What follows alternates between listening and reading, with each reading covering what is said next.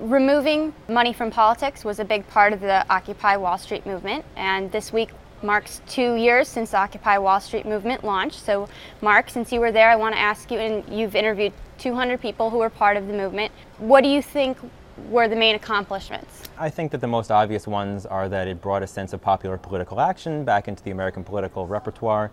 It instilled sense of class and economic justice into how we think about the way that society works. And also, I think that one aspect of it that's actually examined a lot less than it ought to be, that I try to emphasize in my book, is the impact that it's had on a whole generation of young activists that will be involved in the future social movements that come over the coming decades. And as I show in the book, Translating Anarchy, based on those interviews, is that approximately 72% of those people that I interviewed had essentially anarchist politics, which are basically, in short, anti-capitalist, directly democratic, horizontal politics. That the assembly model, the democratic model, and the rejection of any sort of compromise with capitalism is the sort of next wave of global resistance. And I think that the next time we have the next 1960s in the United States will be very anarchist in character. Is anarchy one reason, though, that the movement has sort of fizzled out? That's a great question. And I think that it depends on what your criteria of success is. If the goal of the people who made the movement was to adjust tax brackets by 2%,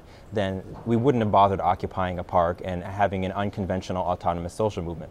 People are right to say that if you want to adjust tax brackets, lobby, join a political party. But it was about creating a vision of a different world, a world where people actually have their needs met, a humane society. Regardless of our politics, I think that there's a great sense in the United States that think something is fundamentally wrong and that we need to drastically change things. So, Mark, can I ask you a question and also comment on that? Because it seems to me that the Occupy movement, its biggest problem and its biggest mistake was lack of organization. The anarchists actually ruined it. How does anarchy complement very disciplined organization? It's a great question. Well, if you look at the 19-teens and 1920s, you'll see that most of the syndicalist unions that existed around the world, whether the CNT in Spain, the CGT in France, that had hundreds of thousands of members, even up to 1 million members in the Spanish case during the Civil War, were anarchists. And there's a misconception that anarchy means no organization, but really it means directly democratic participation, a lack of hierarchy, and really integrating the members into the structure of the unions. Part of the problem of what's going on with the unions today is that rank and file members don't actually have participation. So in the context of Occupy, you bring up a good question of how it foundered, and I think that to ascribe the failure to the lack of formal hierarchical organization is to miss the point that it really soared in the beginning because so many people could participate without looking to one leader in New York who would tell people what to do. Look, I understand and appreciate democratic participation, but as I went around the country to occupy campsites, and I did, about 15 of them, everybody told me that the only way they could make a decision is if 90% or 95% or 100% of the people participating agreed. Well, you know how difficult it is to make a decision when you have to get 90 or 95% agreement? I mean, ultimately, none of those places were able to reach agreement on almost anything.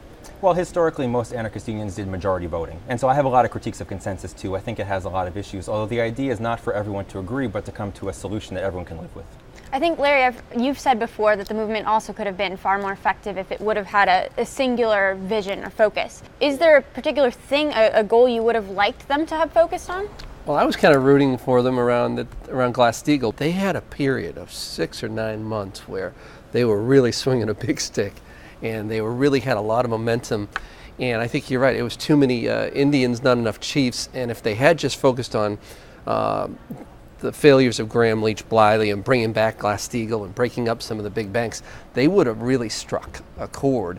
But if you look at Dodd-Frank, what part of Dodd-Frank, and remember, this was around the same time, right? Dodd-Frank was kind of formed, and then the legislation since, none of the legislation, whether it be Dodd-Frank or any of the bills that have come since, have been influenced, it seems, by the movement. So it just seems like it's kind of like it was there and now it's gone.